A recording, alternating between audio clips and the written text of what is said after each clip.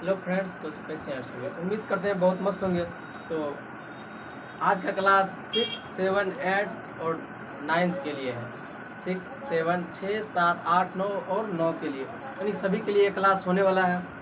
इसमें हम पढ़ेंगे त्रिभुज के बारे में। किसके बारे में पढ़ेंगे? त्रिभुज, एकदम बेसिक से। जिसको भी कुछ पता नहीं है, इस वीडियो को देखने के बाद अगर इसको समझ में नहीं आया तो समझो कहीं पे भी समझ में फिर से नहीं आने वाला है। इसलिए आज हम सीखने वाले हैं ट्रायंगल, यानी कि त्रिभुज। त्रिभुज होता क्या है?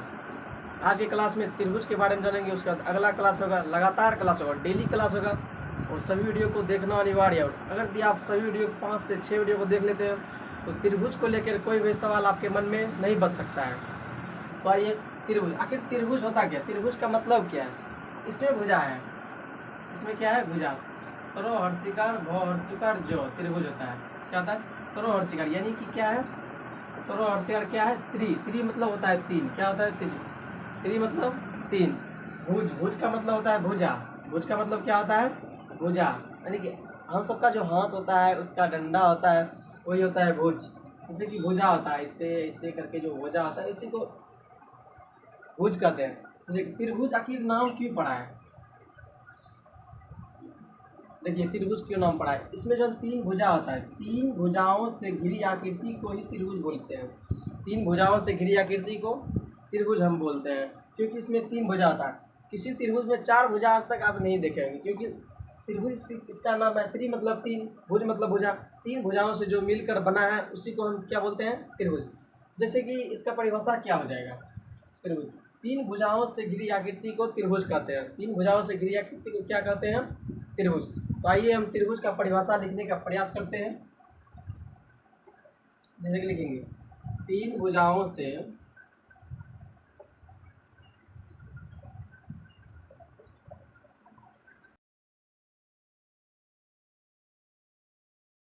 देखिए, जैसे तीन भुजा क्या होता है? एक भुजा हो गया, दो और तीन, इसी को क्या बोलेंगे? त्रिभुज।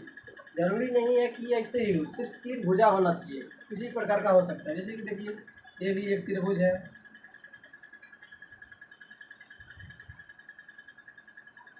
ये भी एक त्रिभुज है,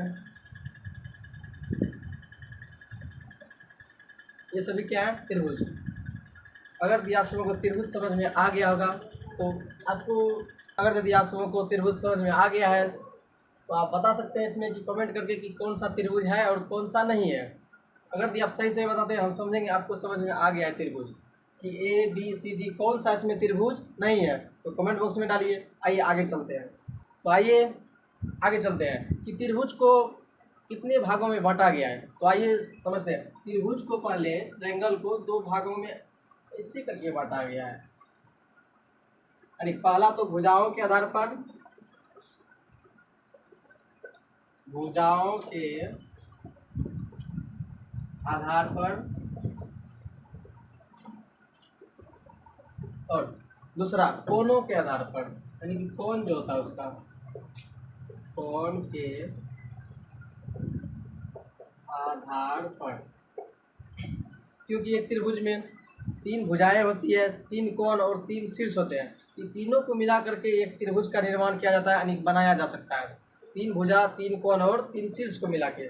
आइए समझते हैं कि कोण क्या होता है। जैसे कि ये एक त्रिभुज है। क्या है? त्रिभुज। इसमें ये भुजा है, और यहाँ पे जो बनते हैं ये ऐसे करके अंदर में जो बनता है उसको कोण बोलते हैं। इसको क्या बोलते हैं? कोण। आइए हम दर्शाते हैं इसको। इसको कोण बोलते हैं। ये जो है डंडा टाइप का, ये भुजा है, और यहाँ पे जो जिस पॉइंट पे मिलते हैं ये सभी कोई लकीर, जिस पॉइंट पे मिलते, जैसे कि यहाँ पे मिला है और यहाँ पे मिला है, ये यहाँ पे तीनों को मिला, इसी को बोलते हैं शीर्ष। क्या बोलते हैं? शीर्ष। यानी कि एक त्रिभुज में तीन भुजाएं, तीन कोण और तीन शीर्ष होते हैं। तो उम्मीद करते हैं आप सभी को ये समझ गए होंगे। तो आइए इसको ये जानने वाले हैं कि भुजाओं के आधार पर कैसे बांटा गया और कोण के आधार पर कैसे बांटा गया। इस वीडियो में भुजाओं के आधार पर बांट के दिखाया जाएगा और अगले पार्ट में कोण के आधार पर बताया जाएगा। तो आइए भुजाओं के आधार पर जानते हैं हम लोग।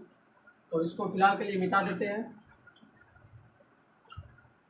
भुजाओं के आधार, किसके आधार पर जानेंगे? भुजाओं के आधार पर। तो पहला है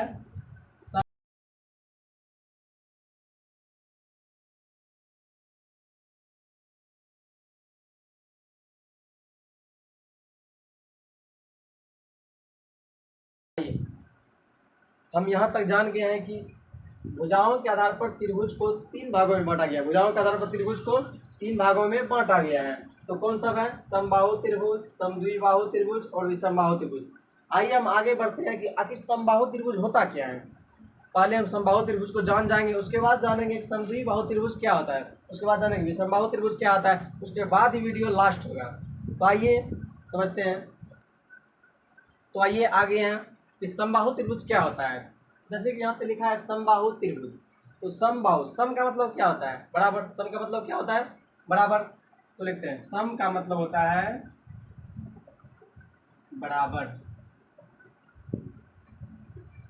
और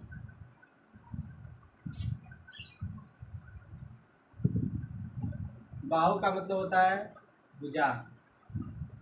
बाहु का मतलब क्या होता है? भुजा। सम का मतलब बराबर, बाहु मतलब भुजा, यानी बराबर भुजा। वैसे त्रिभुज जिसका कि सभी भुजा क्या होगा?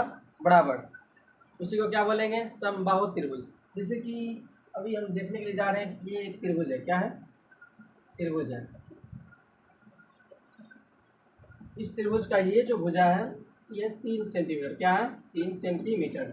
और ये है 4 सेंटीमीटर, ये भी है 3 सेंटीमीटर। तो क्या यह समबाहु त्रिभुज है? तो हम बोलेंगे नहीं, क्योंकि इसका भुजा अलग अलग, ये 3 सेंटीमीटर, ये भी 3 सेंटीमीटर, लेकिन ये जो है ये 4 सेंटीमीटर हो गया। ये समबाहु त्रिभुज नहीं है। अगर ये आप जान रहे हैं तो कमेंट में बताइए कि कौन सा त्रिभुज है। अभी हम बता रहे हैं समबाहु त्रिभुज क्या होता है। वैसे त्रिभुज जिसका कि सभी भुजा बराबर हो, वैसे त्रिभुज जिसका सभी भुजा बराबर हो। यानी कि अभी देखिए जैसे कि एक और त्रिभुज बना रहे हैं। ये त्रिभुज है जिसका कि ये है 7 सेंटीमीटर, ये भी 7 सेंटीमीटर और ये भी 7 सेंटीमीटर। यानी कि ये जो त्रिभुज है इसका सभी भुजा क्या है? समान है, यानी समान रूप से बराबर है। जितना ये इसका लेंथ है उतना इसका लेंथ है, इसका भी लेंथ उतना ही है। तो देखिए ये भी 7 सेंटीमीटर, ये भी 7 सेंटीमीटर, ये भी 7 सेंटीमीटर। यानी जिसका भुजा समान हो, यानी जिसका सभी भुजा बराबर हो, उसी को क्या बोलेंगे? समबाहु त्रिभुज। तो आइए इसकी परिभाषा की ओर चलते हैं।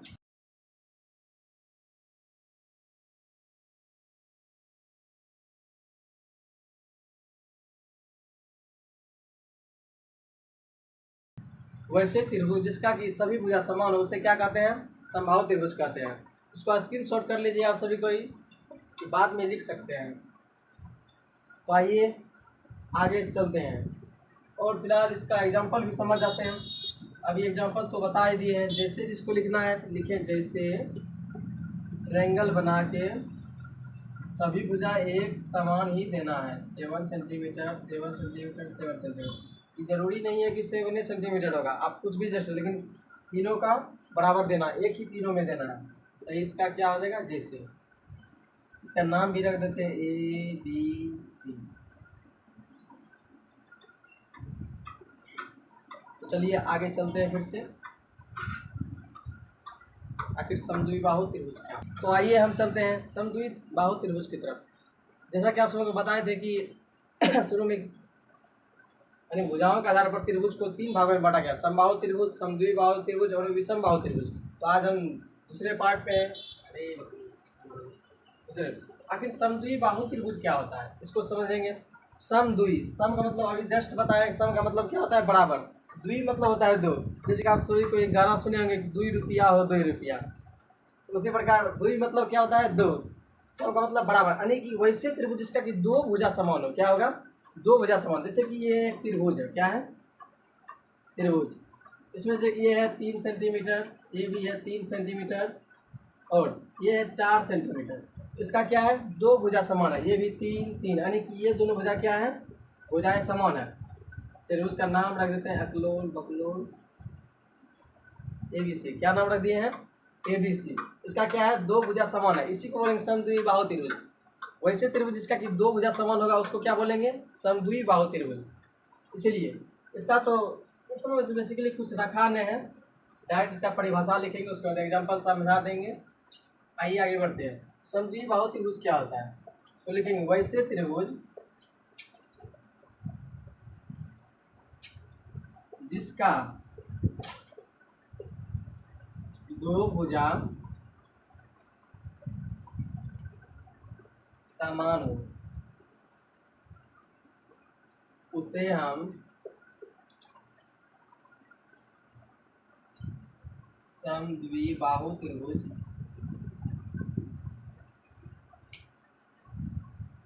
कहते हैं।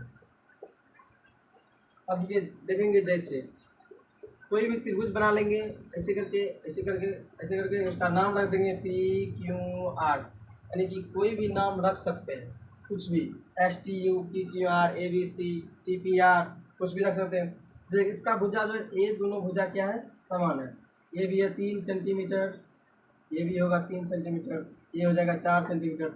इसी को बोलेंगे समद्विबाहु त्रिभुज। अगर यदि आप सभी को बताएंगे, अगर यदि दो भुजा समान है, यानी कि अगर यदि तीनों भुजा समान है तो उसको क्या कहेंगे,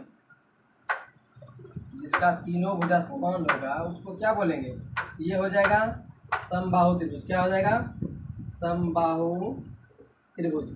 जिसका तीनों भुजा समान होगा उसको समबाहु त्रिभुज बोलेंगे। लेकिन अभी हम पढ़ रहे हैं समद्विबाहु त्रिभुज। क्या पढ़ रहे हैं, समद्विबाहु त्रिभुज। जिसका दो भुजा समान हो, जिस त्रिभुज का भी दो भुजा यानी दो को हाथ जो है समान होगा उसको क्या बोलेंगे, समद्विबाहु त्रिभुज। तो आइए चलते हैं विषमबाहु त्रिभुज। लास्ट टॉपिक है विषमबाहु त्रिभुज। तो आइए आगे हैं, देखिए क्या लिखा है, विषमबाहु त्रिभुज। क्या है, विषमबाहु त्रिभुज। आखिर विषमबाहु त्रिभुज अब क्या होता है, इसको जानने से पहले अगर यदि आप सबको वीडियो अच्छा लग रहा होगा तो वीडियो को लाइक करके चैनल को सब्सक्राइब जरूर कर लीजिएगा, जिससे कि इसका अगला पार्ट यानी कि अभी त्रिभुज खत्म नहीं होने वाला है, अब इसके बाद वीडियो खत्म होगा, उसके बाद लेक्चर 2 आएगा। लेक्चर 2 को दाब के देखिएगा और सबसे पहले आप तक वीडियो पहुँचेगा जबकि आप सब्सक्राइब करेंगे, इसलिए सब्सक्राइब जरूर कर लीजिएगा। तो आइए समझते हैं विषमबाहु त्रिभुज क्या होता है। क्या समझेंगे, विषमबाहु त्रिभुज क्या होता है। इसमें इसके नाम में लिखा है विषम। क्या लिखा है, विषम। विषम का मतलब क्या होता है, जिसका कि अलग अलग हो, जिसका सब कुछ अलग अलग हो, यानी कि जिसका हर एक भुजा बराबर नहीं हो, यानी कि सब हर एक भुजा क्या हो, अलग अलग हो, उसी को बोलेंगे विषमबाहु त्रिभुज। जैसे कि ये त्रिभुज है, ये क्या है, त्रिभुज है।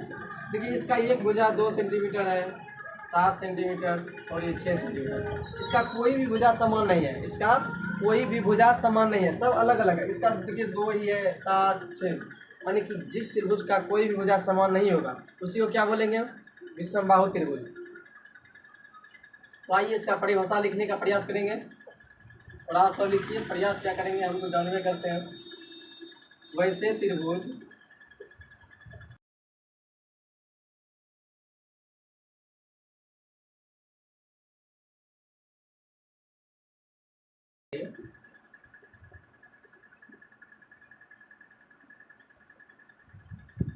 ए B C 3 centimetre, 4 centimetre, 2 centimetre. इस तरह आप सभी जैसे तो अपने मन से बहुत सारा बना सकते हैं। तो आइए,